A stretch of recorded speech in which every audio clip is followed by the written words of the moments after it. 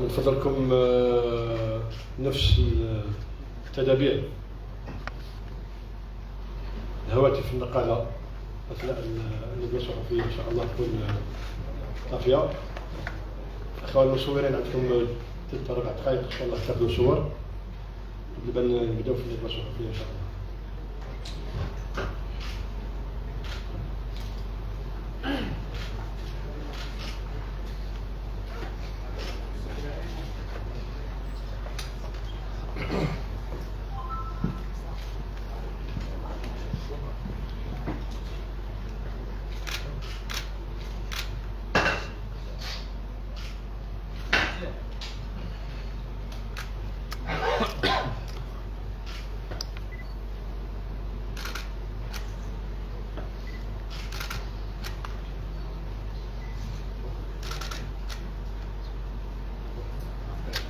اوكي، بارك الله فيكم.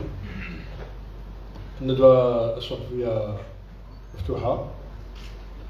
السيد عيسى بدني تفضل. شكرا. السلام عليكم. السيد بالماضي مرحبا، اهلا، تحية لكل الزملاء. عودة ميمونة، إذا صحت عبدا نقول عودة ميمونة وبالتوفيق إن شاء الله للمدرب جمال بالماضي في مرحلة إن صح التعبير إذا كان ممكن نسميها مرحلة جديدة، بداية مرحلة جديدة للمنتخب الوطني بعد كل الذي حدث كأس إفريقيا ومقابلة الكاميرون.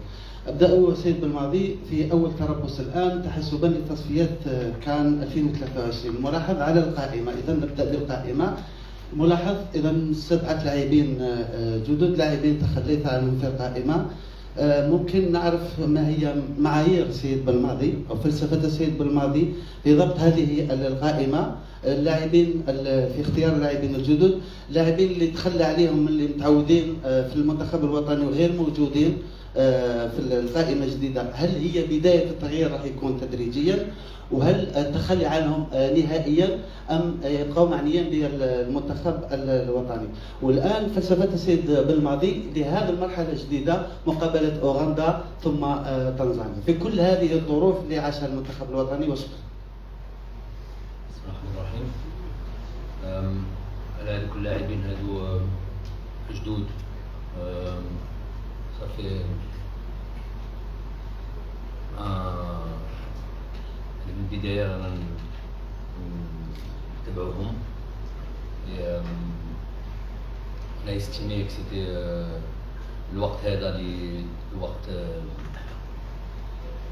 idéal pour pouvoir نبداو يجوا في هذا المنتخب ويبينوا الكاليتي تاعهم. La situation est plus propice aujourd'hui, ou surtout pour venir en équipe nationale, c'est tout un processus, notamment le scouting ou l'observation même de l'arrivée. C'est des joueurs qui pour nous, ça fait très longtemps qu'on a développé. On a estimé que c'était le bon moment pour eux de venir en sélection. Ça c'est la première étape pour eux. المهم ماشي هذا، المهم c'est tout n'est pas encore arrivé pour eux. Évidemment que s'ils sont là aujourd'hui, c'est qu'ils ont évidemment des qualités. Ils ont montré qu'ils méritaient d'être observés et ils méritaient de rejoindre le groupe, ce groupe-là. Ensuite, il y aura, ce que je vais estimer peut-être être le plus difficile. On a vu des joueurs qui sont arrivés dans toutes les sélections au monde. On a des joueurs qui ont une sélection. On a des joueurs qui ont très peu de sélections. Ça veut dire que arriver en équipe nationale n'est pas une fin en soi. C'est effectivement quelque chose de méritant, quelque chose de presque de glorifiant pour rejoindre une équipe nationale. Mais ensuite, le plus dur reste à faire. Le plus dur reste à faire parce que on va être au milieu de la concurrence, on va être au milieu de joueurs de haut niveau et il va falloir se démarquer et surtout prouver qu'on mérite d'être là et peut-être même avoir un rôle important dans cette équipe nationale. احنا نتمنى لهم التوفيق évidemment. On va faire tout, on va faire en sorte pour qu'ils s'adaptent le plus vite possible et qu'ils puissent exprimer toutes les qualités qu'ils ont. Pour ce qui est des joueurs qui n'ont pas été retenus, c'est ça que vous allez me dire? Est-ce que c'est définitif ou pas? Non, rien n'est définitif. Rien n'est définitif. Tant qu'on est compétitif, et que j'estime qu'un joueur puisse aider l'équipe nationale, on reste sélectionnable. À moins qu'un joueur de lui-même déclare qu'il met un trait à sa carrière internationale. Et dans ces cas-là, les choses sont différentes. On a des joueurs d'un certain âge qui pourraient éventuellement, avec le temps, après une réflexion, estimer que c'est la fin pour eux. Donc dans ces cas-là, on fera en sorte qu'ils ont une sortie honorable pour des joueurs qui ont rendu service à l'équipe nationale et qui ont brillé avec l'équipe nationale. Mais sinon, tous ceux qui sont compétitifs et qui me donnent l'impression, staff et moi-même, qu'ils peuvent encore aider cette équipe nationale et faire en sorte qu'elle soit la plus forte possible. La porte est toujours ouverte. Monsieur Nouiri. Abdelmoun Nouiri, RFI.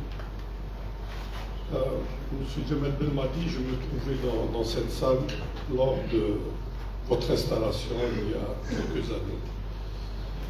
Et je voudrais vous poser une question sur votre état d'esprit. Quand vous vous êtes retiré, vous avez dû prendre une décision, vous avez réfléchi, vous auriez pu prendre une autre décision, celle que vous avez prise. J'aimerais savoir, d'une part, qu'est-ce qui a motivé la décision de revenir? Est-ce que ce sont tous les messages de soutien que vous avez reçus? Est-ce que c'est votre combativité, puisque on le sait, c'est pas nouveau, vous ne voulez pas sortir sur une défaite? Bien, c'est autre chose que vous allez nous dire. J'aimerais savoir, aujourd'hui, Belmadi 2, par rapport à votre première installation, quel est votre état d'esprit?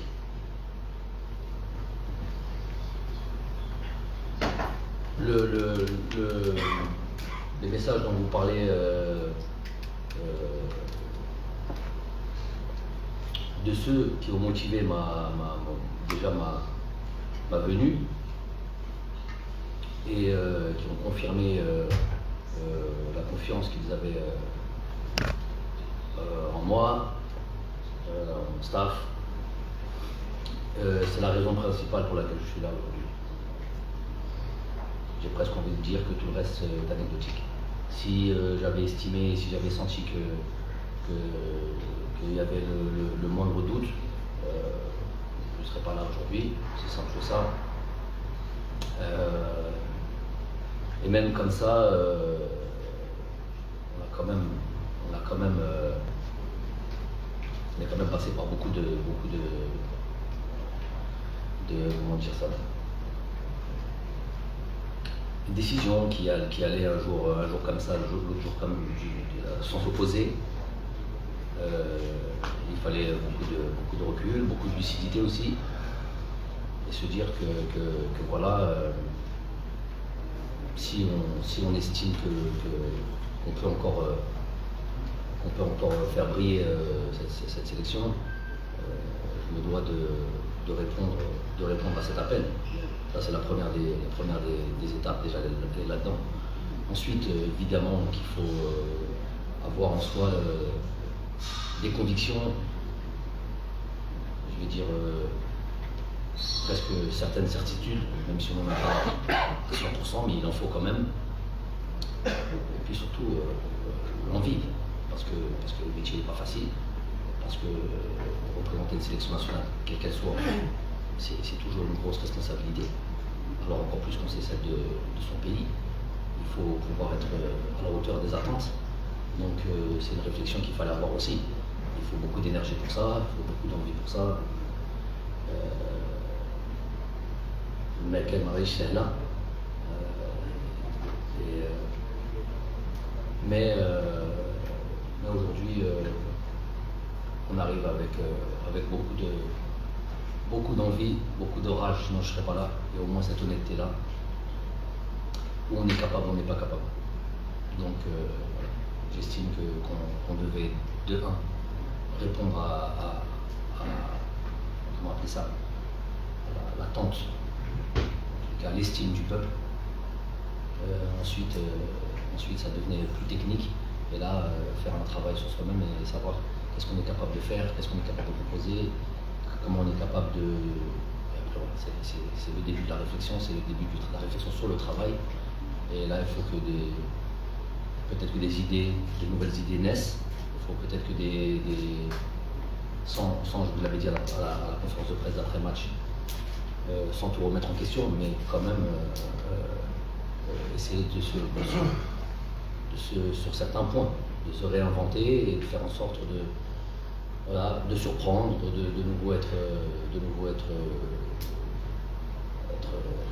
voilà, peser sur ce continent et jouer les premiers rôles.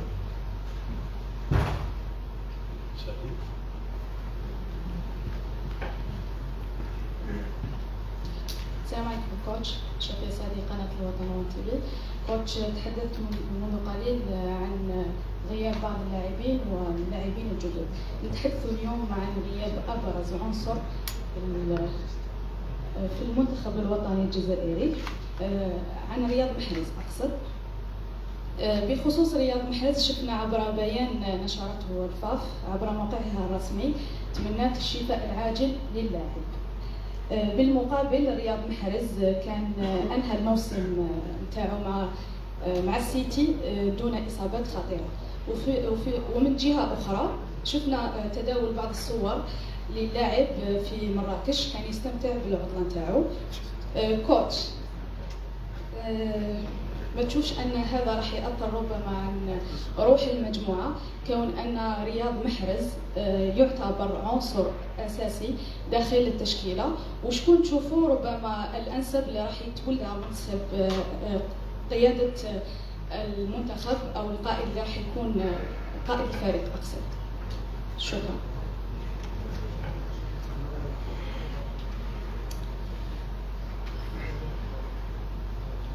Ça, Marine Goulab Chancelier, aujourd'hui j'ai pas la force, désolé, j'ai pas l'énergie pour pouvoir aller chercher, c'est pas naturel pour moi. De bien développer en arabe, c'est difficile. Désolé, surtout pour des sujets aussi importants pour vous. Pour moi c'est une non-affaire, mais on a malheureusement besoin des fois de se mettre comme ça. C'est l'époque qui fait ça, du mauvais buzz, des rayets, j'ai même envie de dire, les SF, pour le tout préoccupé de ce que on peut se poser la question de pourquoi le capitaine de l'équipe n'est pas là, on peut se la poser, mais dès qu'on a déjà une grosse partie de la réponse avant même de commenter ça, en allant dans tous les sens, jusqu'à aller chercher à savoir pourquoi il est en vacances dans tel ou tel endroit. Je trouve que ça n'élève pas le niveau, excusez-moi du terme, du journalisme algérien, sportif en tout cas. Le plus important, c'est une question sur laquelle on peut répondre. Pourquoi il n'est pas là? On a donné une partie de la réponse. On a reçu un rapport médical de son club. Manchester City, seulement lui, qui dit clairement, et sans rentrer dans les détails, parce qu'il y a le secret médical, c'est pas de mon ressort, je ne vois pas aussi même de quel ressort c'est de qui que ce soit pour pouvoir commenter la blessure exacte du joueur. Maintenant, si on veut rentrer un peu plus loin et se dire, mais il a pu participer quand même à la dernière rencontre, presque même les 2 dernières rencontres, même en sortant assez assez tôt de la rencontre, ce qui pourrait être déjà une première des réponses. Il faut vous rappeler qu'après les 2 matchs du Real Madrid en Champions League, il n'a pas joué les 2 rencontres qui ont suivi, ce qui peut expliquer le mal dont il souffre. Ensuite, il restait 2 rencontres capitales, peut-être, on connaît le football. Quand c'est comme ça, on serre les dents. Je vois Ibrahimovic, je ne sais pas si vous suivez ça, qui dit qu'il a joué toute la saison avec beaucoup de piqûres sous son genou. Je sais pas, il a parlé de plus de 20-40 piqûres. Traitement médicamental, si je peux exprimer ainsi, pour pouvoir voilà, faire don de ce scudetto à son pays. Donc il y a cette histoire d'esprit de sacrifice. J'imagine, c'est pas que les rencontres, nos rencontres sont, et surtout le timing de nos rencontres sont hyper importantes, qu'on s'y méprenne pas. Mais peut-être que si demain on avait, je sais pas, une finale de Coupe d'Afrique, un match, peut-être qu'il aurait dû serrer les dents, et peut-être qu'il aurait dû jouer, même si moi j'aime pas ça en tant qu'entraîneur, parce que avant tout c'est protéger la santé des joueurs. Forcer un joueur à jouer, je l'ai jamais fait. J'ai eu des joueurs compris durant mon passage en sélection. Il y a eu plusieurs fois, notamment Riyad, des matchs extérieurs, où il était pas bien. Plusieurs autres joueurs n'étaient pas bien, à la limite de ce qui pouvait expliquer d'ailleurs des rencontres performances assez moyennes de ces joueurs-là. C'est des choses peut-être qu'on cache, qu'on dit, mais j'ai toujours donné la possibilité aux joueurs de prendre la décision. Peu importe le match, peu importe l'importance du match, c'est la première chose que j'estime qu'un entraîneur, un éducateur doit avoir, à savoir protéger la santé du joueur. Donc pour revenir à cette et pour en finir avec ça, on a reçu un rapport médical de ce club qui dit qu'il est blessé. On aurait pu, je ne l'ai jamais fait depuis 4 ans ici, on aurait pu faire venir le joueur et faire constater la blessure. Il était presque plus que enclin à le faire. Je ne l'ai jamais fait avec qui que ce soit, pourquoi je le ferai avec Riyad Mahrez? Il faut savoir qu'avec Riyad, ce sera le mot de la fin par le concernant, c'est peut-être le joueur avec lequel je suis le plus demandeur, à savoir le plus exigeant, et avec lequel j'ai eu le plus peut-être à devoir à serrer un petit peu, entre guillemets, un petit peu la vis avec lui. Après, les performances sont les performances. Il a été excellent en équipe nationale, il a été même comment dire, capital sur certains matchs. Il en a fait d'autres qui sont un peu moins bien. Donc on ne mixe pas ça et ça. On ne mélange pas le fait que voilà, on estime que peut-être on attendait plus de lui sur certains matchs, notamment les derniers matchs, et le fait qu'aujourd'hui il estime qu'il est blessé, qu'il est en vacances. S'il est blessé, il a le droit d'aller là où il veut. C'est pas de mon ressort, ça ne devrait pas être le nôtre. Le plus important, c'est que les choses sont bien établies. Il y a eu un rapport médical de fait. Il était enclin à venir faire constater sa blessure. J'ai décidé de ne pas le faire. Comme je l'ai fait, je n'ai jamais fait venir un joueur pour faire constater sa blessure quand on a reçu un rapport médical. On estime qu'il y a un rapport de confiance à avoir et avec les clubs et avec les joueurs. C'est pas aujourd'hui que ça va commencer à créer le doute ou créer ça, à commencer parce qu'il n'y a pas lieu de le faire.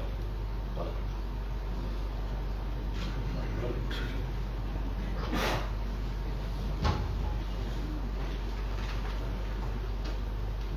Salam alaikum coach, Radio Algérienne. On avait insisté lors de la dernière conférence de presse sur le fait qu'il faudrait garder le noyau d'équipe, alhamdoulilah le noyau est. Là on a 2 matchs, on a vu des surprises en Afrique, donc déjà il faut éviter un scénario dramatique peut-être. Donc il faut parler des 2 matchs contre l'Ouganda et la Tanzanie. Un mot sur ces 2 matchs. C'est le plus important.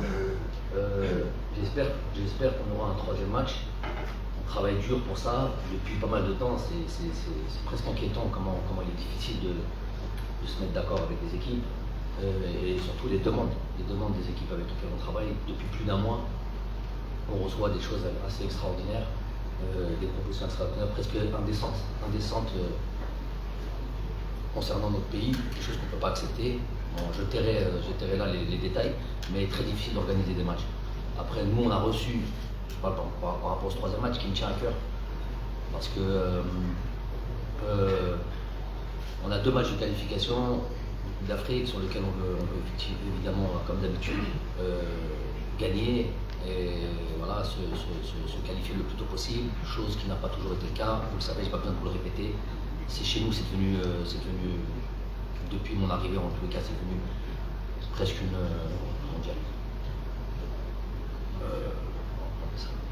une formalité de se qualifier le Coupe d'Afrique. Ça n'a pas toujours été le cas. On a raté plein ces dernières années.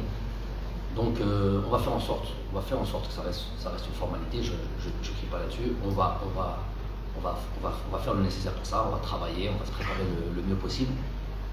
Mais en même temps, par rapport à ça, il est difficile justement de ces joueurs que l'on fait venir, ces nouveaux joueurs, de les jeter dans le bain comme ça, sur des matchs avec une certaine spécificité, peut-être qu'ils ne connaissent pas, sûrement qu'ils ne connaissent pas. Et les mettre dans la difficulté, c'est pas l'objectif des choses. Les choses, elles se font. Nous, on veut que les joueurs, quand ils intègrent l'équipe, on veut voir, on veut les mettre vraiment dans les meilleures conditions, pour qu'on puisse obtenir satisfaction, qu'on puisse voir comment le joueur peut s'exprimer, peut donner le meilleur de lui-même. Donc le but, c'est pas de les mettre dans des matchs où il y a un environnement particulier, où il y a une façon de jouer qui est particulière, qui est loin peut-être des standards du continent duquel ils viennent.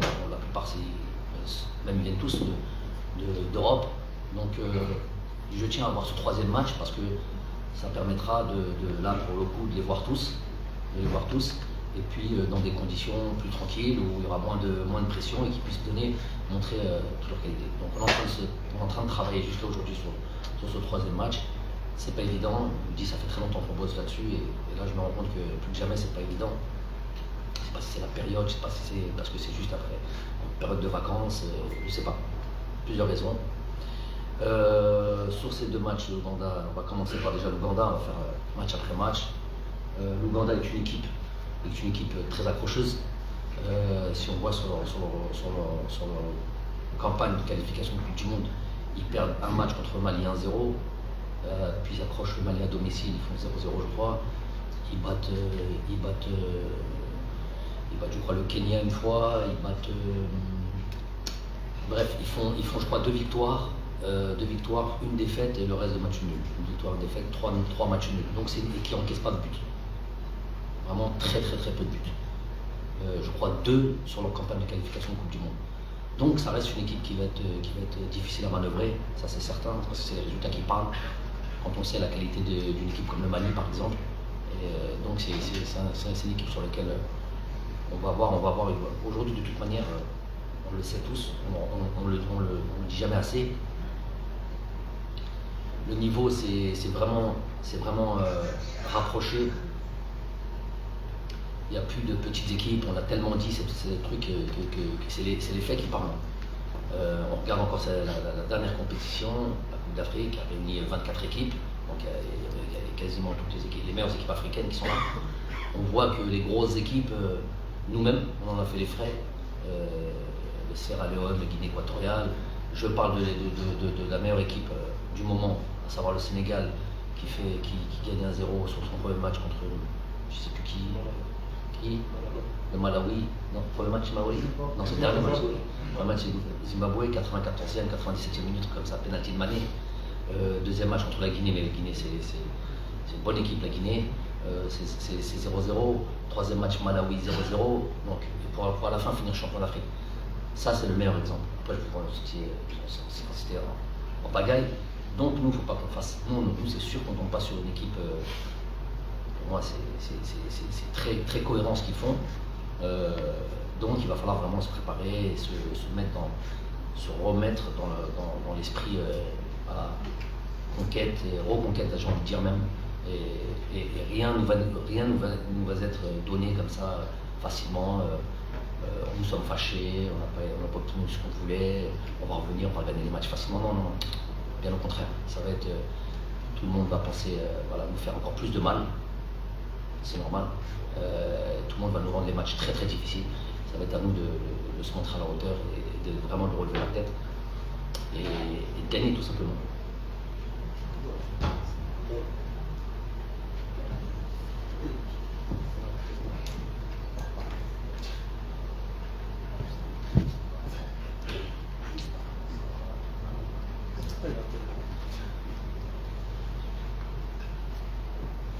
Bonjour coach.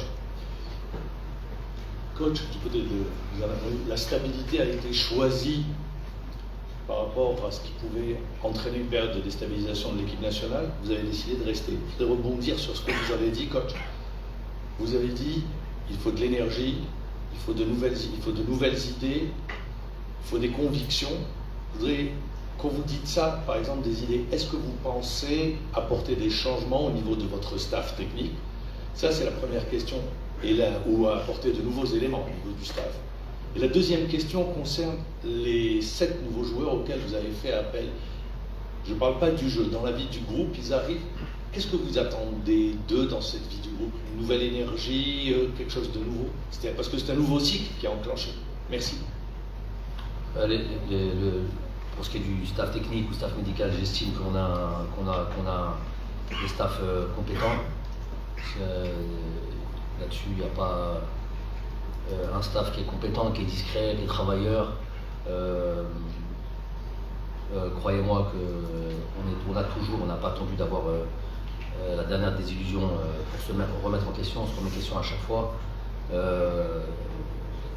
Donc là-dessus, c'est pas là où le problème s'est posé.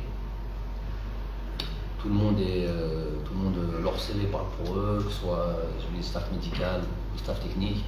Leur envie est là, la compétence est là. Donc il n'y a pas à se tordre le cerveau dans ce domaine-là.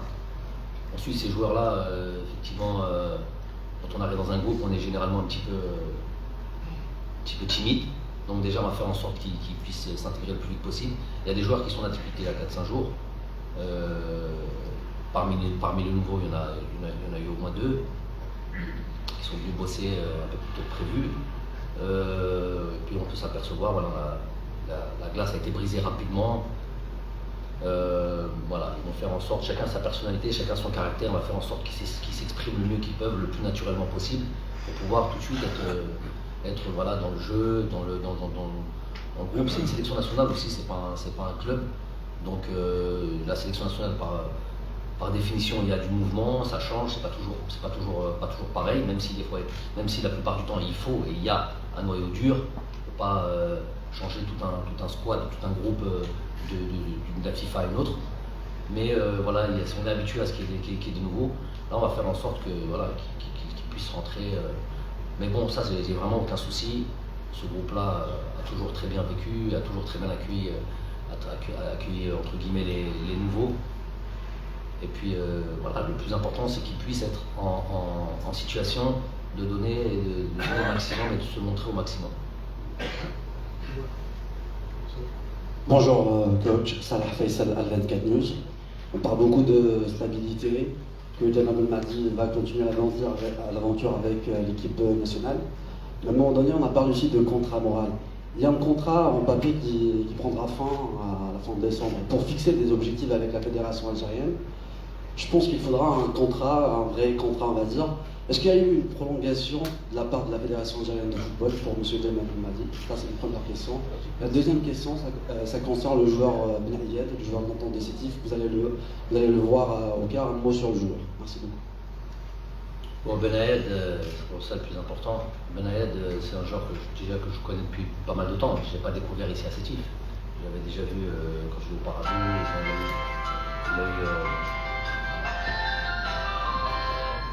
Il a eu malheureusement une blessure qui l'a stoppé un petit peu dans son élan. Je pense qu'à ce moment-là, pour en avoir discuté avec son président à l'époque, il était en phase de partir pour l'Europe, Belgique ou un truc comme ça. Il a été coupé dans son élan avec sa blessure. Il s'est bien remis.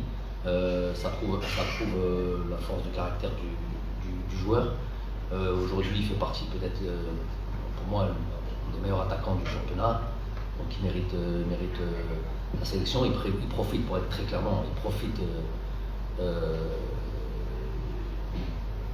de l'absence peut-être de certains joueurs évoluant en Europe à cette position, qui sont décisifs, qui risquent de nous rejoindre au mois de septembre, Inch'Allah.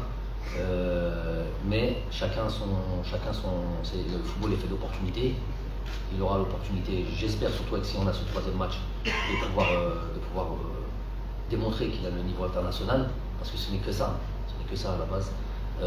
Briller dans son club, c'est une chose, être décisif dans son club, c'est une chose. Après, quand on est en équipe nationale, on va dans une étape supplémentaire. On monte d'un niveau. Donc pouvoir savoir si on peut briller à ce niveau-là. Donc je suis content pour lui qu'il puisse nous rejoindre. Ça sera à lui de montrer qu'il a le niveau. Ensuite, c'était quoi le contrat? Le contrat moral, vous l'avez dit. Ils signeront un papier s'ils veulent, pas de problème. Mais ça ne se situe pas là-dedans pour moi.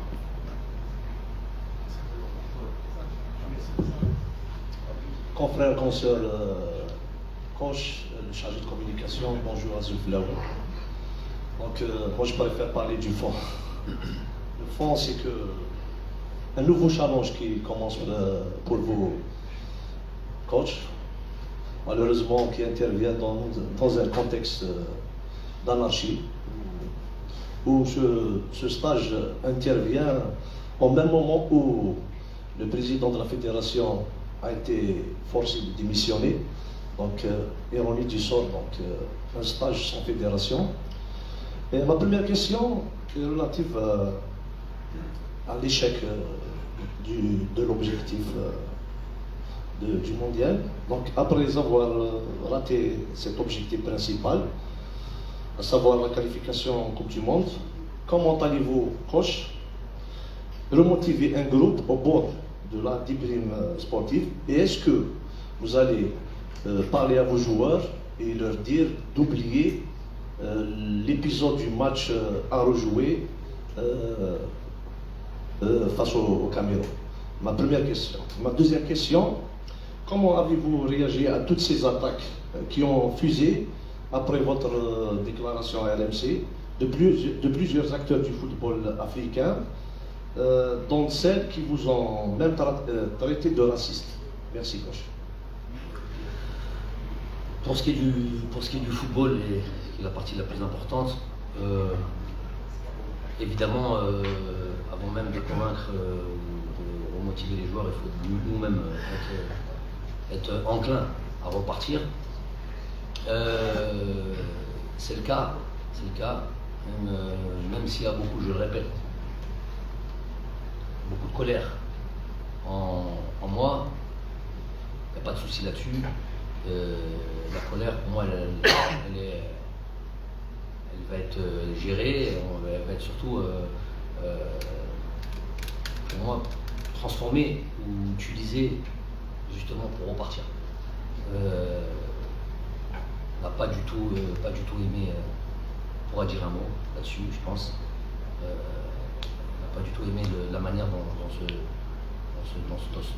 dernier match s'est passé, tous les niveaux. Notamment la fin. Donc il y a une partie qui est à la fin du match qui met en colère, et il y a une partie qui est tout le match qui a duré, je répète, 120 minutes, donc 2 heures. Donc on ne peut pas oublier ce qui s'est passé pendant 2 heures. Donc on pourra dire 2 mots là-dessus.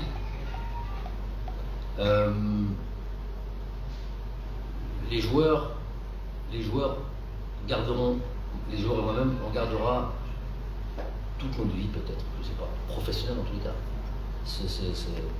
Cette douleur, elle est présente, on ne va pas mentir. Cette douleur d'avoir raté cette qualification du monde, puisque c'était notre objectif. On a travaillé 4 ans pour ça. On a été invaincus pendant 4 ans. Presque accroché à un record mondial dans ce domaine-là d'invincibilité, puisqu'on est à 2 matchs, je crois, de moins que l'Italie. Ce qui est une performance en soi, même si certains veulent peut-être la négliger. Les ennemis de toujours. Passage, gagner des trophées, chose que l'on n'a jamais fait aussi dans l'histoire de notre pays, à part en 1990. De temps en temps, il est bon de le rappeler. Donc, on a prouvé par les faits à quel point on était une équipe déterminée à aller à ce mondial. Il y a eu une petite chute lors de la dernière CAN. Les circonstances, ici et là, on peut en parler. On va accepter l'idée que c'est un échec. Mais dans l'ensemble, c'est un groupe qui a été performant pendant de longues années. C'est quelque chose qui n'est jamais arrivé aussi. Si après on regarde aussi ces 2 derniers matchs-là, on continue contre une équipe du Cameroun que l'on n'a jamais battue aussi dans notre histoire, qui n'a pas perdu chez elle pendant 24 ans et qu'on va battre finalement chez elle. Donc on continue sur l'idée que c'est une équipe qui est performante et une équipe qui est capable de renverser des choses même inattendues ou personne des fois même ou certains doutent. Ce deuxième match s'est passé comme il s'est passé. Et là je peux faire une transition sur la deuxième question, sur mon intervention.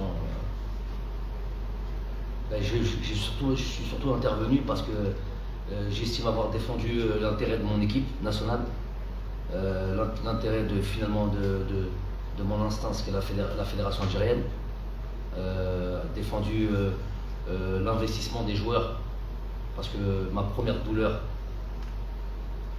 elle va aux joueurs, bien sûr au peuple. Les joueurs font partie du peuple, donc c'est là ma douleur la plus profonde.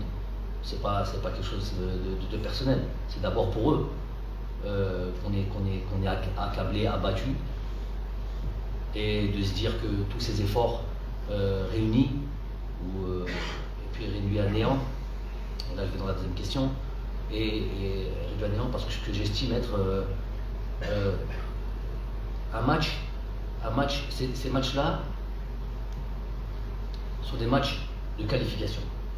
Si vous regardez tous les matchs de qualification, dans toutes les zones du monde, pour ça qu'il faut s'intéresser au football, bien sûr, il n'y a aucun match où c'est la fête. Il n'y a aucun match où c'est la samba, où toutes les équipes déroulent. À part quand tu joues la France contre le Liechtenstein, c'est sûr que tu peux avoir comme nous quand on a joué contre certaines équipes, on a déroulé, c'est normal, il y a un rapport de force qui n'est pas égal. Donc, mais sinon, dans tout l'ensemble, on voit que des matchs ric-rac. Regardez le Portugal encore, l'Italie qui se fait éliminer, le Portugal qui passe vraiment sur beaucoup d'équipes. Nous on joue le Cameroun. On a dans notre historique, on ne les a jamais battus. C'est avant même d'avoir joué, ils ont toutes les statistiques en leur faveur. Donc on va les battre chez eux. On a perdu depuis 24 piges. On les reçoit chez nous. Et il y a un match qui se passe pour un match de qualification. Donc c'est pas un match où on vient à la limite élaborer du beau football. Il n'y a aucune équipe qui élabore du beau football. Il y a une équipe qui est là pour mettre en place le meilleur système tactique pour gagner, si on veut rentrer dans l'aspect technique. Si vous regardez les 10 matchs de barrage, aller-retour, okay, ça fait 10 matchs. Tous les matchs, c'est 1-0, 1-1, puis de contre notre camp, on va en finale, on va au pénalty, Égypte, Sénégal. C'est que comme ça, à part le Maroc au retour qui gagne 4-1. 9 autres matchs, ça ne dépasse pas un but. C'est 1-0, c'est 0-0, c'est des pénalty. Ça parle au téléphone, d'accord. Donc, quand je dis ça, nous, déjà que les matchs sont hyper serrés, déjà que l'historique est en faveur de cette équipe-là, qu'on a un petit moment entre guillemets de doute par rapport à cette Coupe d'Afrique. Si en plus de ça, on nous rajoute, j'ai pas peur de le dire, c'est ce que j'ai dit, je le confirme, et j'attends qu'on m'invite, qu'on m'appelle, qu'on appelle ça comme on veut, qu'on me convoque, qu'on a un arbitre qui fausse tout ça. Donc si certains ont parlé de... Si on a un qui n'est pas convaincu déjà ici du fait, parce qu'apparemment, il y en a, ils n'étaient pas complètement convaincus que l'arbitre a faussé tout ça. Ils sont restés sur les 20 dernières secondes, oui, mais avec tout ça, on aurait dû garder ce résultat. Effectivement, on aurait dû. D'où ma colère, d'où ça, il n'y a pas de problème là-dessus. Mais j'ai envie de dire, ça fait plus de depuis 2019, est notre sacre, jusqu'à aujourd'hui. Si vous voulez faire l'historique, moi j'aime ceux qui font leur travail.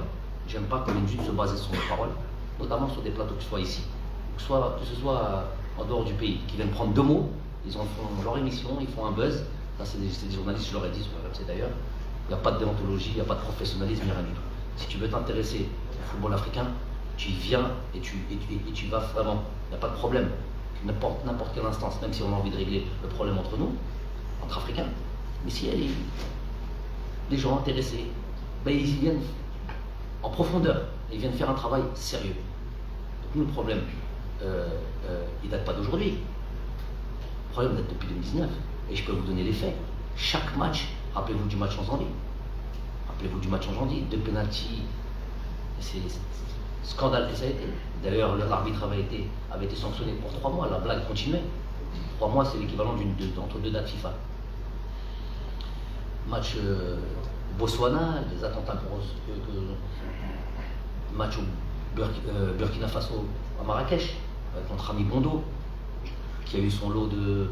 On l'oublie parce qu'on a gagné le match. Moi, je suis dans les détails, je suis dans l'aspect profond des rencontres.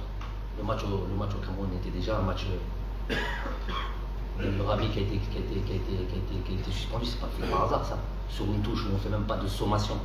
Quand certains me disent ouais mais on aurait dû jouer ça touche plus vite, on est toujours en train de se tirer des balles dans le piège. On n'est jamais d'accord sur ce qu'on nous fait. Donc quand Faye, celui qui centre au match retour, était aussi passible d'une suspension et qui fait un peu les tacles qu'il fait sur Youssef Blaili, beaucoup plus méritant un carton jaune que la touche sur laquelle Rami a mis du temps.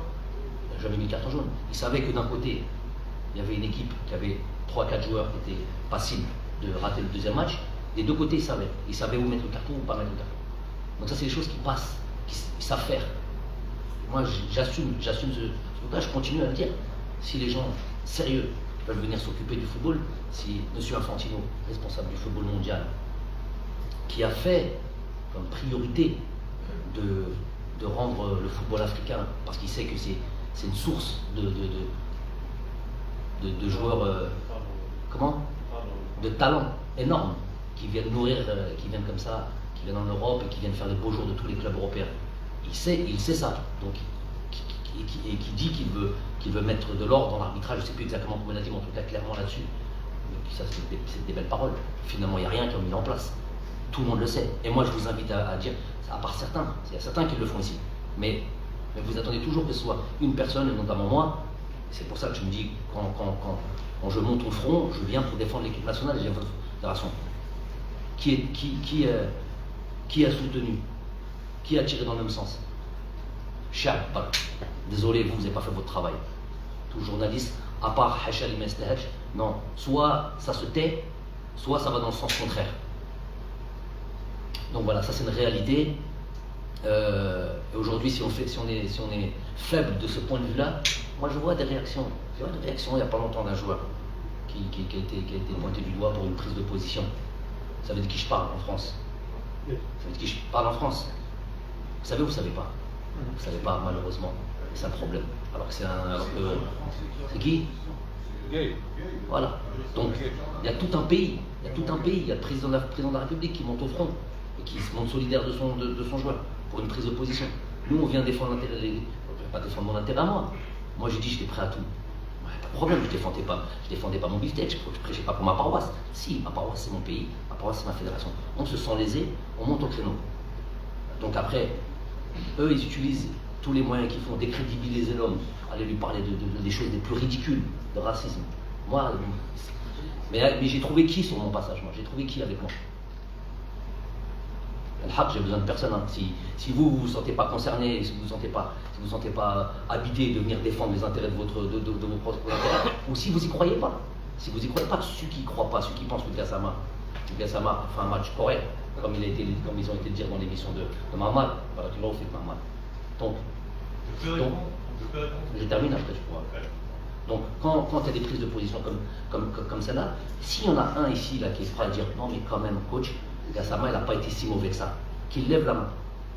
J'aimerais bien avec la caméra se tourne vers lui et qu'on le montre. Gassama, son match a été comment il a été son match.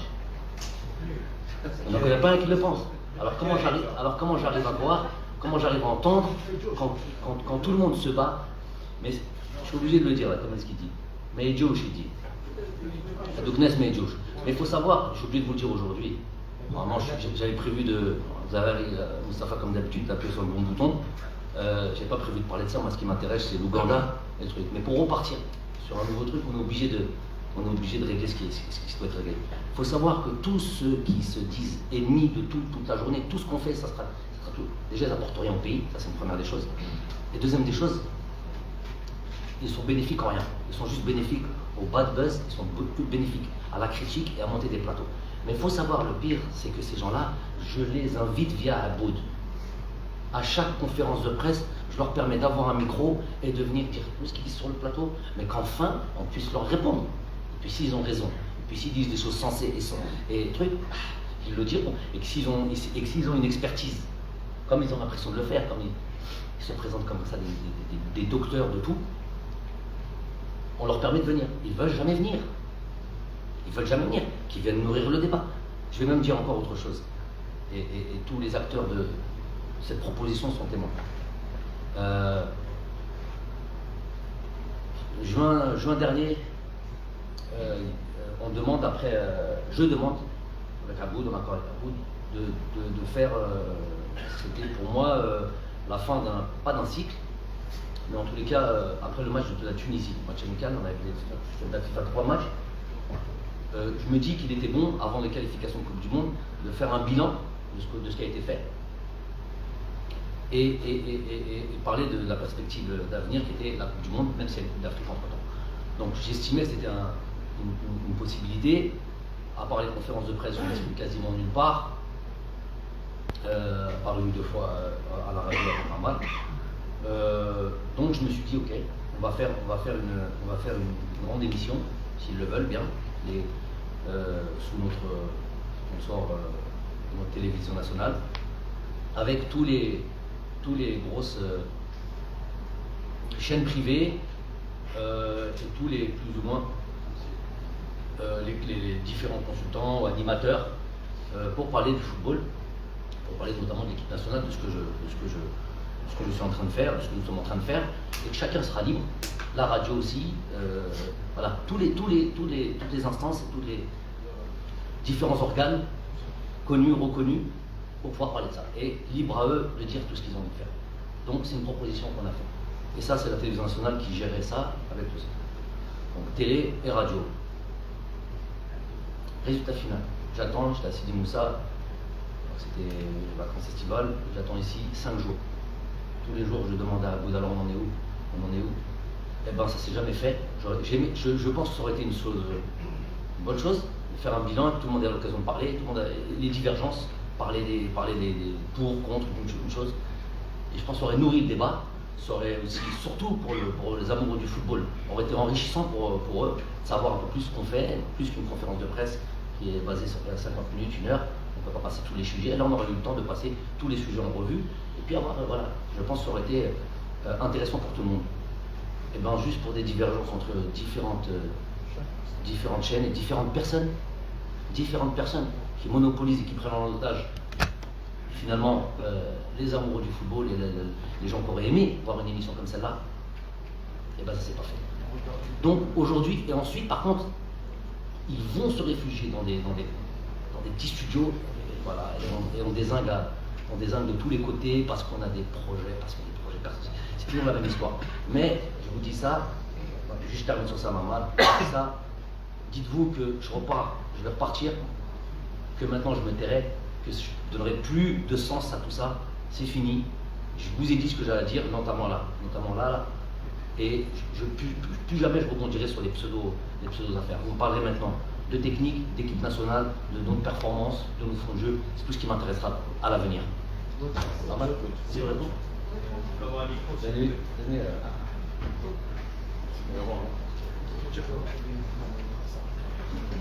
Claude, sans chercher à rentrer ni dans une polémique, ni je vous invite à venir regarder l'émission. Si je termine, si vous allez regarder. Non, l'émission. Il y avait avec moi Sid Ahmed Redis. Je l'ai regardé. Non, je termine. On apporte la contradiction à l'invité. On apporte la contradiction en lui disant, et l'invité, on pensait que c'était bien, c'était quelqu'un qui était au niveau de la VAR, qui est algérien, et qui a fait les choses spontanément, et qui a été invité juste avant à la télévision algérienne. Et je le dis, il n'y avait nulle envie, ni de donner raison à Gassama, et d'ailleurs, Sidi Ahmed Redis apporte la contradiction en disant, je ne suis pas d'accord sur ça, il y a des erreurs. Voilà, c'est tout ce que je voulais apporter, et elle est disponible. Merci. Non, j'ai vu l'émission.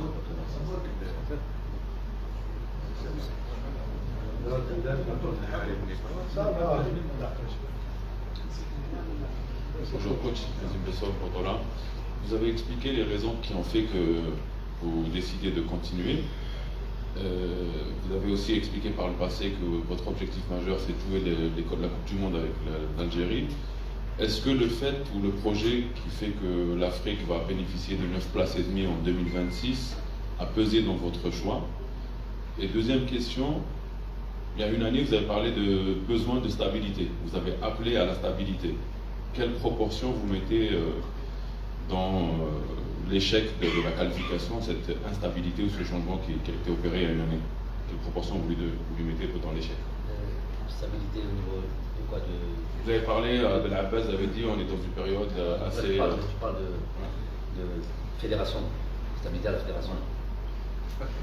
Au bout du truc. Non, mais c'était ça, mais vous ne l'aviez pas dit. Vous avez dit on a besoin de stabilité. Et je vois que, comme par hasard, il y a 2 semaines, je crois, Didier Deschamps avait utilisé les mêmes mots pour parler de la Coupe du Monde au Qatar. Il a dit on a besoin de stabilité. Ça veut dire que ça devient un maître mot.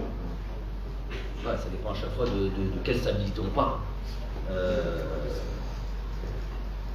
Effectivement, la stabilité quand ça va mal, quand tout va mal, évidemment qu'il faut un changement. Évidemment qu'il faut un changement, que ce soit sur l'aspect ô combien important d'une fédération où tout roule correctement, où les maillons sont bien huilés.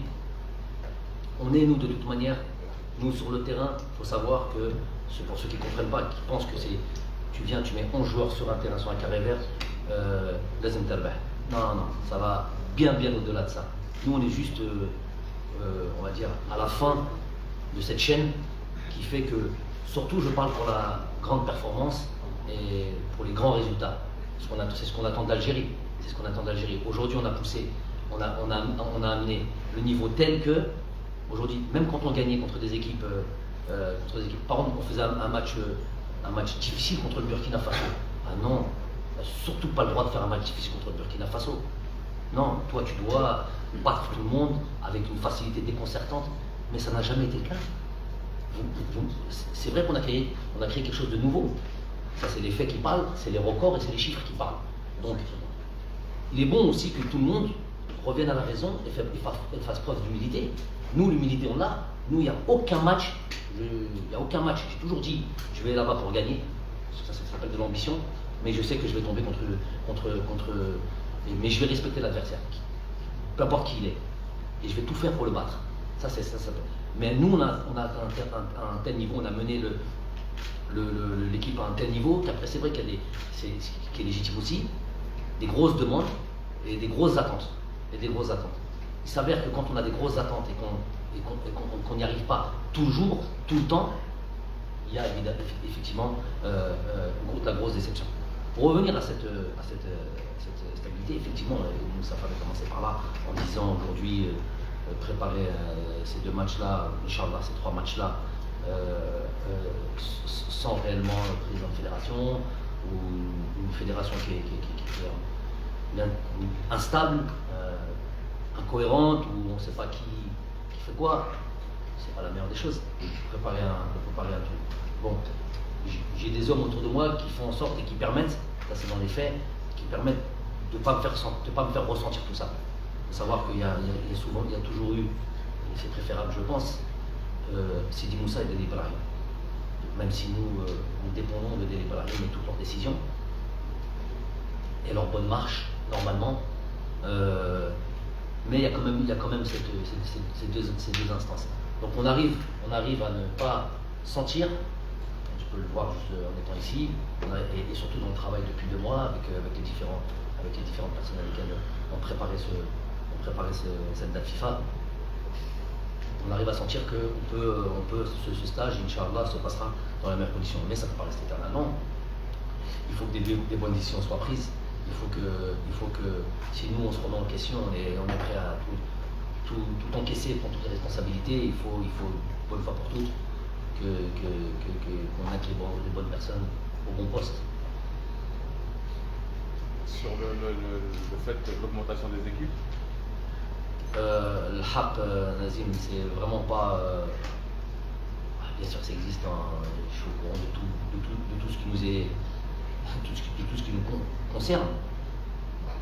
Et la première réflexion, elle n'a pas été celle-là. La première réflexion, déjà il y a un cycle. Pourquoi elle n'a pas été celle-là? Déjà il y a un cycle, et il y a une génération de joueurs qui, pour certains d'entre eux, ne seront pas concernés par cette Coupe du Monde en 2026. Et ne serait-ce que par le fait de la demande extrême que j'avais sur ces joueurs-là, et des exigences que j'avais avec ces joueurs-là pour cette Coupe du Monde-là, fait qu'il est difficile pour moi de me refaire des plans sur la comète et repartir sur le... Moi, ce qui m'intéresse aujourd'hui, c'est de reconstituer, parce qu'il s'agira de ça, de reconstituer un groupe fort, un groupe compétitif, avec des joueurs qui arrivent et qui sont capables de prendre leurs responsabilités, comme certains l'ont fait. N'oubliez pas que des joueurs sont arrivés dans des situations beaucoup plus difficiles que celle-là. En 2018, quand j'arrive en équipe nationale, vous savez très bien, c'était le chaos dans ce groupe de joueurs. Il n'y avait aucune cohérence. Il a fallu évidemment reformater l'esprit, recréer un groupe sain et compétitif. Ça, c'était par des prises de décision, c'était par une ligne directrice que tout le monde devait suivre, et c'était aussi par des changements de joueurs. Mais ces changements de joueurs, ces nouveaux joueurs qui sont arrivés, ils ont assumé leurs responsabilités. À un moment donné, nous on fait tout ce qu'il faut, tout ce qui est important pour les mettre dans les meilleures conditions, et les mettre, voilà, qu'ils puissent s'exprimer le mieux possible. Donc, je parle de staff technique, là je parle purement technique. Ensuite, c'est le joueur qui est sur le terrain, c'est le joueur qui met en application et qui fait en sorte d'être important dans cette équipe-là et de faire en sorte que cette équipe marche. Donc, moi, c'est là où j'appelle à... Pour parler de cette Coupe du Monde, ça viendra en temps. Celle-là n'est pas encore jouée. Moi, ce que j'ai envie de dire dans mon stage aujourd'hui, c'est l'Ouganda. Moi, c'est ma Coupe du Monde aujourd'hui, c'est ça. C'est l'Ouganda, c'est la Tanzanie. Ensuite, il y aura au mois de septembre les 2 confrontations. Moi, mes Coupes du Monde, elles sont là maintenant. C'est dommage pour nous, c'est dommage pour ces joueurs, c'est vraiment dommage pour ces joueurs. J'estime qu'on a mérité, de se qualifier à cette Coupe du Monde. Je n'ai pas de penser ça, c'est les faits qui parlent. Si vous reparlez, parce que ça m'intéresse plus que autre chose, si on veut reparler du match, le Cameroun sur les deux confrontations,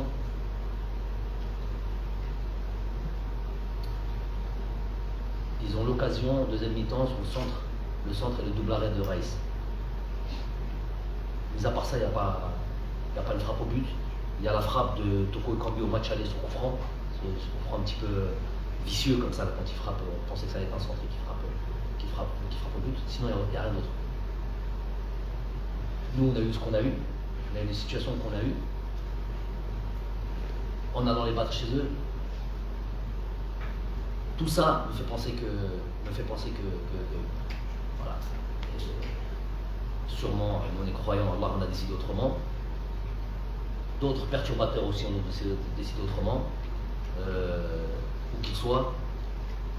Et c'est ça qui nous tient, c'est ça qui nous enrage. Donc, par rapport à ça, il est difficile pour moi de me projeter jusqu'en 2026 et de savoir que moi ce qui m'intéresse, voilà, c'est cette date FIFA, faire en sorte que les joueurs, notamment ces nouveaux joueurs, que les joueurs qui ont l'habitude de venir soient de nouveau, je vais voir ça dans leurs yeux. Je vais voir ça dans leurs yeux parce qu'ils ont été touchés, ils ont été atteints. Donc je vais voir dans leurs yeux s'ils ont faim. Je vois qu'Aïssem Slimani, ça fait déjà 10 jours qu'il est à Sidi Moussa, qui bosse comme un gamin. Ici, j'ai déjà une première réponse. Ensuite, j'attends de voir certains joueurs, de voir comment parce que téléphone, on a tellement parlé que ça ne suffisait plus. Maintenant, il faut se voir. Et puis surtout ces joueurs, les jeunes, qui comprennent que voilà, on est un groupe de joueurs compétitifs, de joueurs qui ont faim, des joueurs qui veulent respecter cette sélection, respecter ce drapeau et répondre aux attentes du peuple. Parce que le football est le sport numéro 1. Donc c'est ça, voilà ce qui m'incombe aujourd'hui, plutôt que de penser Simon. Bonjour, coach. C'est Bilal Benali, journaliste du NTV, télévision algérienne. Coach, je vais commencer là où vous avez terminé. Vous allez reconstruire un groupe fort, compétitif. Je veux savoir, coach, aujourd'hui, sur quel état d'esprit se retrouve ce groupe. Vous avez expliqué, vous avez dit que... Je ne les ai pas encore vus, les joueurs, ils arrivent cet après-midi. Il n'y a pas de souci, coach, concernant ce point. Vous avez expliqué, vous avez tout dit qu'on était meilleur pendant des années, ça c'est sûr. L'arbitre a gâché bien sûr la partie ici face au Cameroun, mais coach, aujourd'hui, pensez-vous qu'on a négligé un petit peu l'aspect psychologique lors de la dernière période avec l'équipe nationale? Est-ce que vous allez focaliser sur cet aspect psychologique pour un nouveau défi avec cette équipe nationale? L'aspect psychologique, c'est quoi le mental des joueurs? Parce que peut-être, je ne sais pas, on a vu les joueurs en quelque sorte peur des grands matchs, on a vu on a vu une série d'invincibilité, coach. Alors, regardez, j'ai compris la question. D'accord. 5 équipes qualifiées à la Coupe du Monde. Niger. On va mettre ça de côté.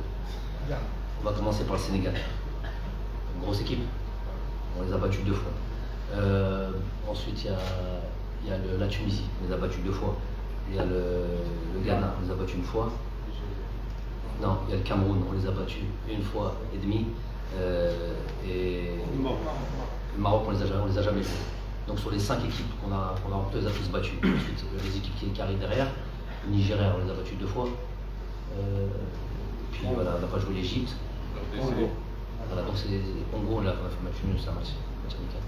Donc le Mali, on les a battus 2 fois. Donc les grosses équipes, de tous ces 10-là, on a quasiment battu tout le monde. Ça, c'est des faits. Vous pouvez parler de psychologie, vous êtes psychologue, et vous pouvez parler tant que vous voulez, c'est les faits qui parlent. C'est pas un match, c'est pas une fois de temps en temps, c'est une longue période entre toutes ces équipes-là. Maintenant, si vous voulez parler, moi j'aime bien le détail. On n'est pas des grossistes, nous, on vient, on balance tout comme ça à la de 20 secondes. Si vous voulez parler des 20 dernières secondes, c'est ça. Je parle des 2 matchs, par exemple, on a gagné au Cameroun, oui. On a fait un grand pas vers le mondial et on a perdu là subitement. Sur les 20, c'est bien, je dis sur les 20 dernières secondes. Ben voilà. Donc c'est 20 dernières secondes. Donc déjà aller battre le Cameroun au Cameroun quand ils n'ont pas perdu pendant 24 ans. C'est un avantage pour nous, coach. Je suis en train de développer. Ça veut dire que déjà psychologiquement tu es costaud. Moi là, si vous voulez que je vous donne mon point de vue sur ces 20 dernières secondes, c'est plutôt ceux qui ont dit quand on a marqué, on s'est déconcentré. Non. Alors, c'est ma position à moi, hein. C'est mon expérience à moi et entre guillemets mon expertise à moi. C'est plutôt généralement quand tu marques un but comme ça juste sur la fin. Le fait de prendre le temps de célébrer, de rester ensemble, l'adversaire, quand il encaisse un but à la 118e minute, il reste 2 minutes ou 6 minutes avec les arrêts de jeu.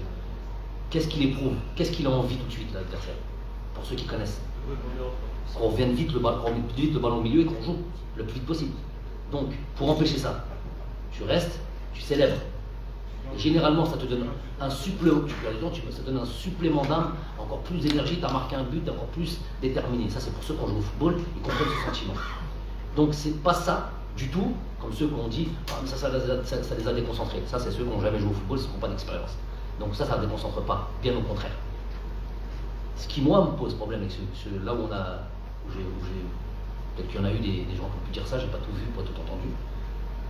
Moi, où ça me posait plus de problème, et c'est là où je suis en colère, c'est le petit regroupement qu'il y a eu quand Sofiane Ben Debka a fait la faute et qu'on a fait ce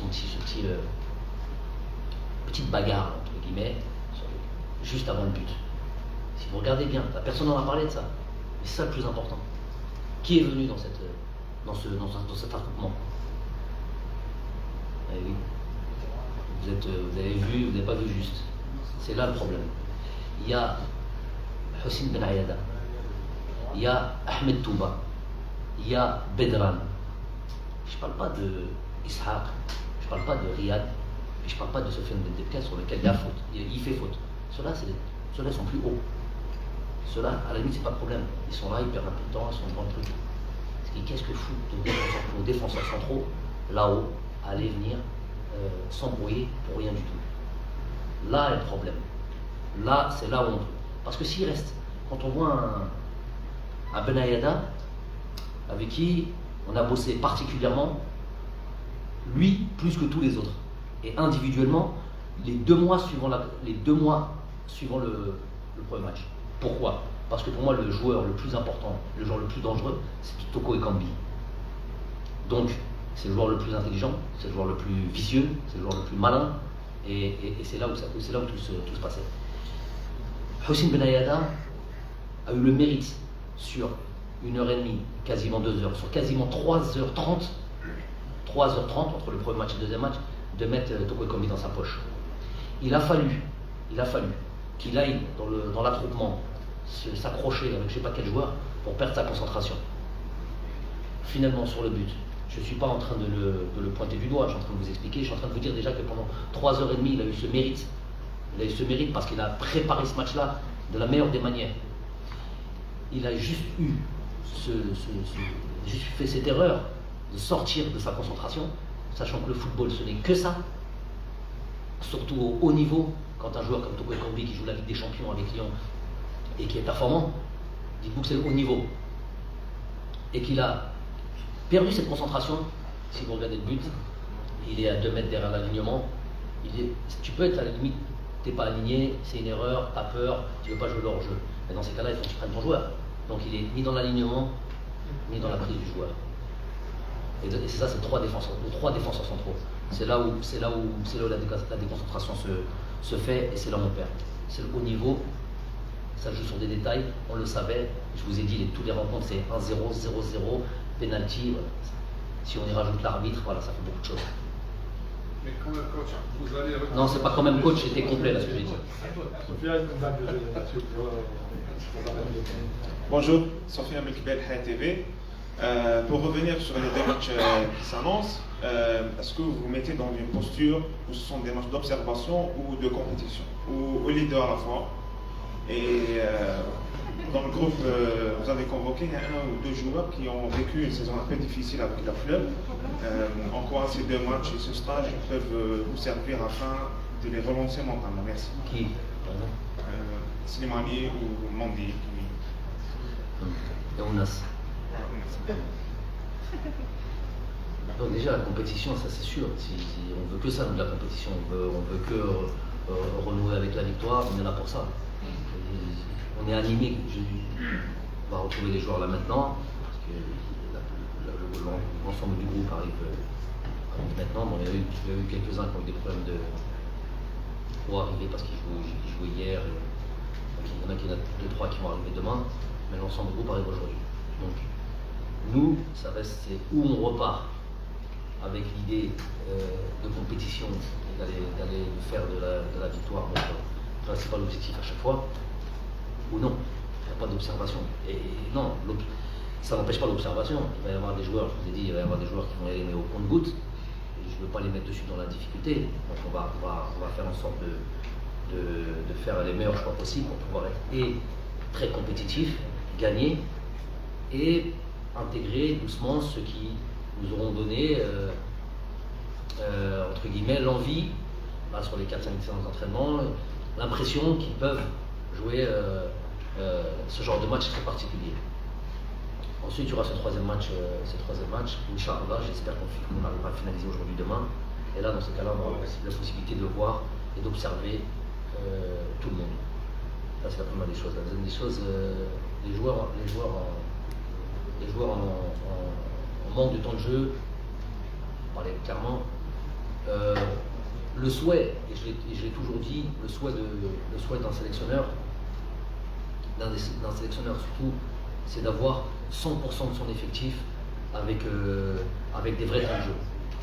Parce qu'on n'a pas le temps de remettre les joueurs à niveau, et c'est pas le but surtout. La sélection nationale, c'est les meilleurs joueurs au bon moment. Il y a des postes, pour ceux qui disent mais lui il n'a pas de temps de jeu, comment ça se fait qu'on l'a sélectionné, tout ça. Quand je dis ça, je ne ferme pas et dis voilà, si lui ne joue pas, il ne peut pas venir. Il y a des postes ou des situations particulières où on est obligé de faire enfreindre la règle. L'idéal pour moi, ce serait que tous mes joueurs soient compétitifs et tous mes joueurs ont un minimum de temps de jeu. Tu peux ne pas être sur 4 matchs dans le mois, jouer les 4 matchs. Tu peux en faire 2 complets, rentrer une fois, et puis voilà. J'estime qu'avec les entraînements, avec tout ça, j'estime que tu es compétitif. N'oublions pas aussi que nous n'avons pas le plus grand effectif. Des fois on s'imagine, oui, Anna. Et après mon jeu d'attaquant, Slimani ne joue pas. Quel est directement, là si je vous pose la question, parce que la sélection c'est facile, quel est directement l'attaquant du niveau international de suite disponible? De suite maintenant disponible, sinon vous avez le droit de dire, hein, si vous connaissez. Le meilleur en termes de temps de jeu, c'est Zedatka. C'est un joueur. J'ai parlé d'attaquant. Attaquant. Delors. Ah voilà. Je l'attendais celle-là. D'ailleurs c'est pour ça que j'ai ouvert la boîte, c'est la boîte de Pandore. Qu'est-ce qu'a dit Delors? Vas-y. Moi je pense qu'Amoura c'est son meilleur niveau parce que j'ai parlé avec son entraîneur d'Amoura. Inch'Allah avec le temps, Inch'Allah, une chose. Il a gagné la coupe. C'est pour Delors que vous avez dit ça? Pardon, il est en train de parler, vous avez dit Inch'Allah ça va rentrer dans l'ordre. Inch'Allah ça rentrera dans l'ordre. Oh, pour Delors. Il a dit Delors, ouais. D'accord. Tu as dit? Moi j'ai dit à Amoura qu'il est en bon forme. Ouais, Amoura. Parce qu'il a gagné la Coupe de la Suisse. Et en plus le dernier match face à Mal, il a marqué déjà le but. Ouais. Et apparemment il a eu des soucis juste après la Coupe des Nations par avec son entraîneur. Donc il ne pouvait pas, même pas courir. Donc je pense qu'il va prendre un profil. On parle d'attaquant. Non, tout dépend du système de jeu. Voilà, non mais pour moi, si on parlait de football, on va se concentrer 2 minutes les gars, on arrête la conférence. Pour moi, Amoura c'est un joueur qui évidemment a des qualités, on les connaît, il sent le but, il a cette capacité à prendre les espaces, il va assez vite, mais c'est très difficile. On va faire en sorte de le mettre dans les meilleures conditions, mais c'est très difficile à ce niveau-là. Je me dis Amoura, oui. Moi aussi j'ai envie d'y croire comme tout le monde y croit, mais au niveau international, si tu joues avec un attaquant par exemple, c'est très particulier de mettre un attaquant comme ça, tout seul par exemple, c'est délicat. Donc il faut trouver la bonne combinaison, c'est plutôt à jouer avec 2 attaquants, dans des conditions bien précises. Je sais qu'il peut jouer un peu sur les côtés, d'ailleurs dans son club je pense qu'il joue plus sur le côté que dans l'axe. Mais en gros ce que je vais vous dire par là c'est que sur certains postes, il est difficile parfois de trouver des joueurs, tous nos joueurs avec un temps de jeu suffisant. Donc des fois on fait on enfreint la règle, mais l'idéal pour moi c'est d'avoir tout le monde compétitif pour pouvoir bénéficier. Ça c'est le choix du roi, d'avoir tout un groupe compétitif, et là dans ces cas-là tu peux faire ce que tu veux, tu peux jouer à ce que tu veux. Des fois tu es obligé de baisser un petit peu tes exigences. السلام عليكم. كوتش كريم العربي قناة الجزائر الدولية. كوتش مباراة أوغندا راح تعرف عودة المنتخب الجزائري لملعب 5 جويلية بعد ما كانت مقررة بوهران، لكن لأسباب راح تلعب في ملعب 5 جويلية. حبينا نعرفوا فقط يعني امو على الروتور تاع ليكيب ناسيونال الملعب 5 جويلية، وهل المنتخب الجزائري راح يواصل ربما مباريات التصفيات في الملعب 5 جويلية، لانه المباريات كانت مقرره 3 مباريات كانت مقرره في وهران، لكن في الاخير المباراه الاولى امام اوغندا تلعب في ملعب 5 جويلية. هل راح تواصلوا اذا ممكن المنتخب الجزائري يجدد الميعاد نتاعو في ملعب 5 جويلية؟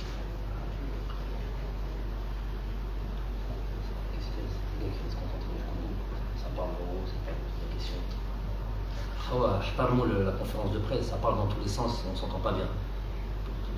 Soyez patients 2 minutes, on termine bien, il y a des gens qui regardent, par respect pour eux.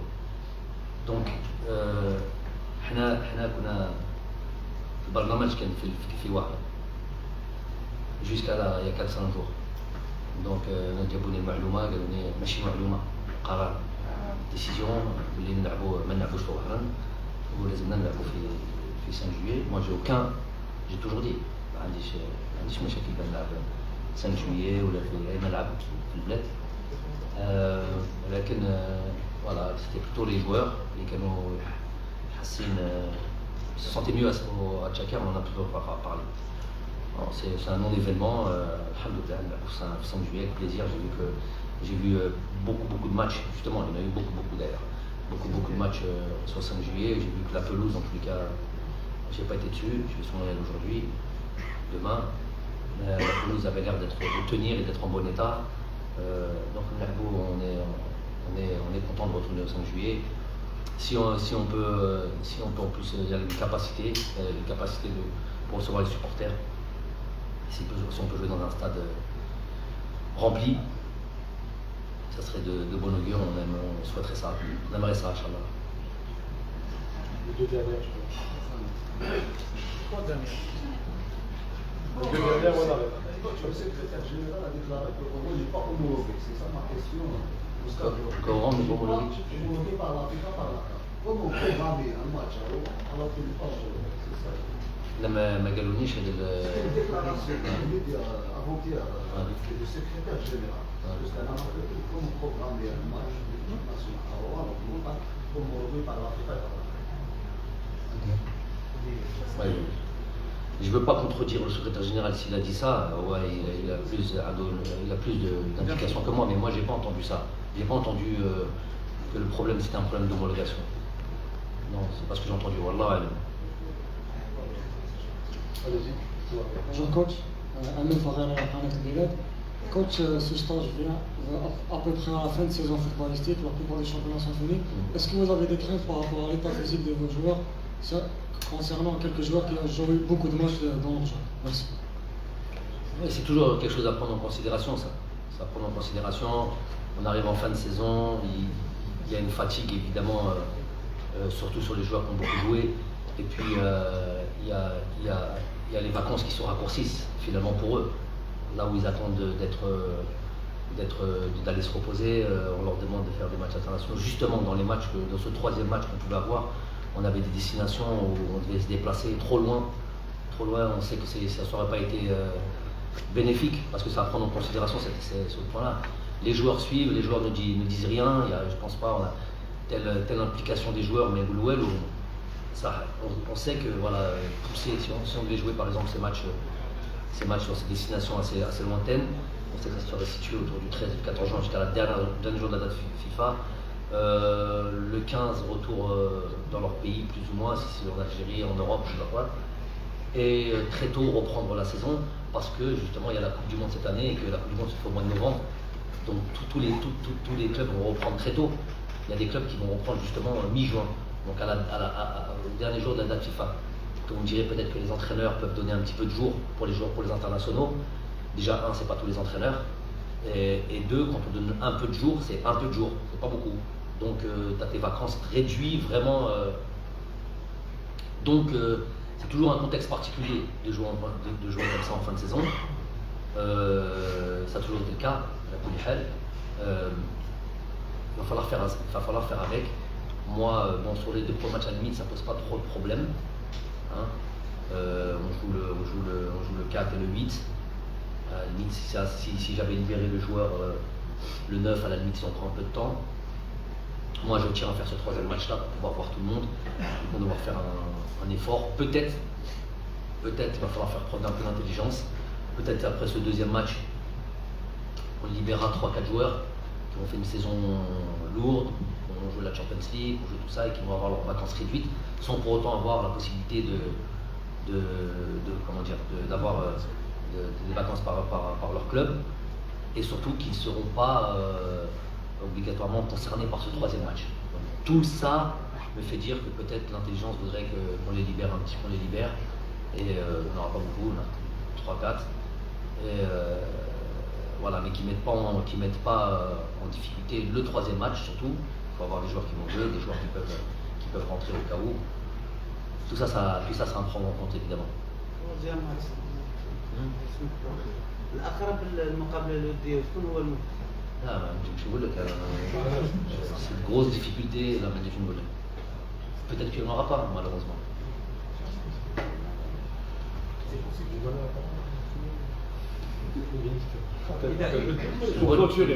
Une bonne question pour clôturer.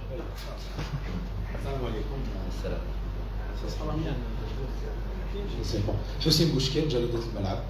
تحدث انت عن الشعب الجزائري، هذا الشعب الجزائري اليوم سعيد جدا ببقائك على راس العرض الفنيه، واحنا كجزائريين ابناء الشعب سعداء جدا ببقائك على راس العرض الفنيه.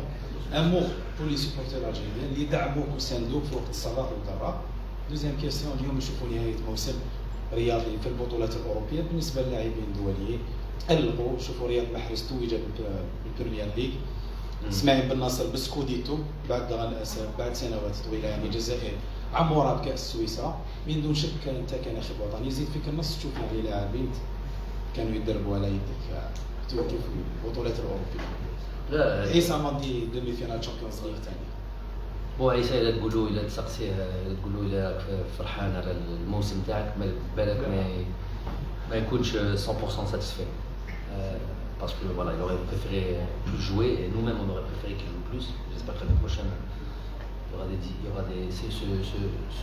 cet été aussi est très important pour nos joueurs qui prennent les bonnes décisions pour pouvoir être plus compétitifs l'année prochaine. Ça va être important. Ensuite, évidemment, c'est une bonne, ça pour le coup c'est une bonne question, pas une bonne question, c'est un constat. أنا فرحانين وفخور عليهم على رياض وعلى إسماعيل.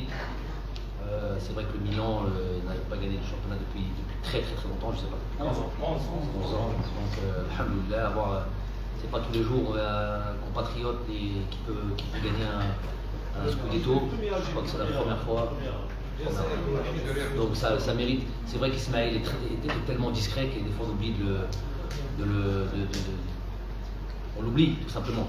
Donc félicitations à Ismaël, félicitations à Riyad, à Moura qui a gagné sa coupe. On espère qu'on aura d'autres. On espère qu'il y aura nos joueurs. Ça veut dire des choses, ça.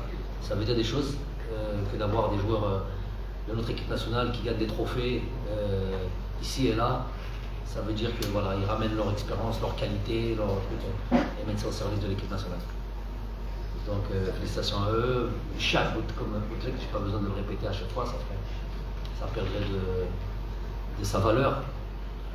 Parce qu'à la Dialom, dans la première idée. Ensuite, évidemment, il y a le travail, il y a être en accord avec le travail qu'ils vont mettre en place. Et surtout croire au travail qu'ils vont mettre en place. Et donc ça vient en second temps. Avant même de réfléchir à ça, d'abord savoir si on est entre guillemets, pas dire désiré, mais si on répond toujours à une certaine attente et une confiance. Il y a aussi les dirigeants. Les dirigeants, on n'a plus pour l'instant. Donc le prochain, j'espère qu'il va candidat à la candidature, effectivement. Donc le prochain, j'espère qu'il nous fera confiance aussi. Après nous, j'espère qu'on repartira pour un cycle. Notre but, ça on ne perdra pas ça.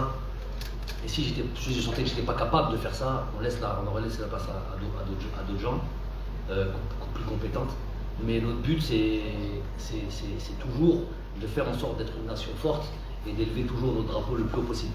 qu'on soit respecté le plus haut possible, au plus haut point. Donc ça c'est la quête de notre travail, et moi je suis habité par ça.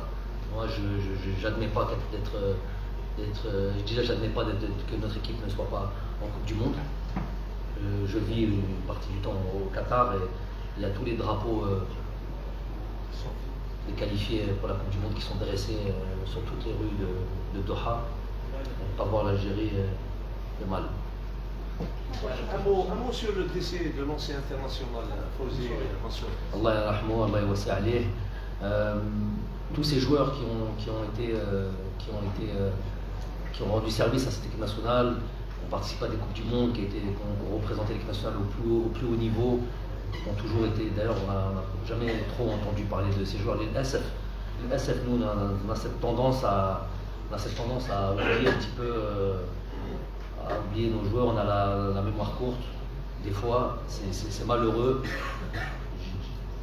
Des fois, je m'imagine qu'il y a un bureau, un organisme qui serait chargé comme ça de faire attention, pas que le football, pas que les footballeurs, tous les sportifs, au moins tous les sportifs, je reste dans le domaine du sport, et faire en sorte qu'il y ait un suivi, ils ont représenté le pays au plus haut niveau, et ils se sont battus pour ça, et surtout à l'époque. À l'époque, il n'y avait pas de réels moyens, il y avait juste vraiment l'envie d'aller représenter son pays. Et voilà, donc on va parler de lui, Allah yarhamou, mais il y en a eu d'autres aussi, ces dernières années aussi, qui sont partis dans des conditions un petit peu. Douba, Allah yarhamou aussi, alhamdoulilah, on a eu l'occasion de lui rendre visite. Il y a aussi Redaoui qui est malade, Allah yashafi, on ira le voir, Inch'Allah. Ça a été mes entraîneurs en plus. Donc voilà, faire en sorte qu'il y ait une petite structure qui permettent d'avoir un suivi de nos anciens sportifs, et faire en sorte de les assister si besoin est. Nous-mêmes, avoir une solidarité, je pense, c'est le minimum à avoir. Plus de reconnaissance en fait, plus de reconnaissance pour nos anciens joueurs. Merci. Ma dernière question. Est-ce que les portes seront ouvertes pour candidats? Il a répondu. Non, ce que je peux dire, c'est que je l'ai dit, je l'ai répété, ceux qui ont voulu pervertir mes mots, je les prends au défi d'aller vérifier exactement ce que j'ai dit. J'ai toujours défendu l'instance. Déjà, j'ai toujours défendu je pars toujours d'un principe, j'ai rien de personnel avec. Je vous l'ai déjà dit ça, absolument rien de personnel avec Andy, bien au contraire. Bien au contraire. Si vous pouvez regarder un petit peu mes interventions, même sur le reportage de Beansport après la CAN, c'est un joueur qui a été exemplaire quand il a été avec nous. Il n'y a pas de souci là-dessus. Humainement, il n'y a aucun problème parce que c'est un joueur qui est sans problème. Il y a juste une prise de position qu'il a eue, pas par rapport à moi, par rapport à l'équipe nationale. Par rapport au pays, par rapport à la fédération, par rapport aux joueurs. Par rapport aux joueurs, pour ceux qui savent, pour ceux qui connaissent, telle prise de décision dans un groupe, c'est une bombe. Donc, je vous mets dans la confidence, il y a eu une discussion depuis. Voilà, et puis les choses, il y a d'autres informations qui sont intervenues, qui n'étaient pas là avant. Avant, c'était très clair ce qu'il avait mis comme souhait, avec ce qui avait motivé ce souhait-là, c'était très clair, et c'était pas acceptable pour nous, tout simplement. On ne peut pas faire ça. C'est ouvrir une porte à beaucoup de déviance. Nous n'acceptons pas ça. Maintenant, il y a eu d'autres éléments qui sont apparus. Il y a eu, et puis, Inch'Allah, voilà, en temps et en heure, il aura réussi à dire des choses. Et jamais l'équipe nationale n'appartient pas à Jamel Madi, loin de là. Je suis au service de l'équipe nationale, et tous ceux qui sont au service de l'équipe nationale se doivent d'être irréprochables, tout simplement. Bon, merci.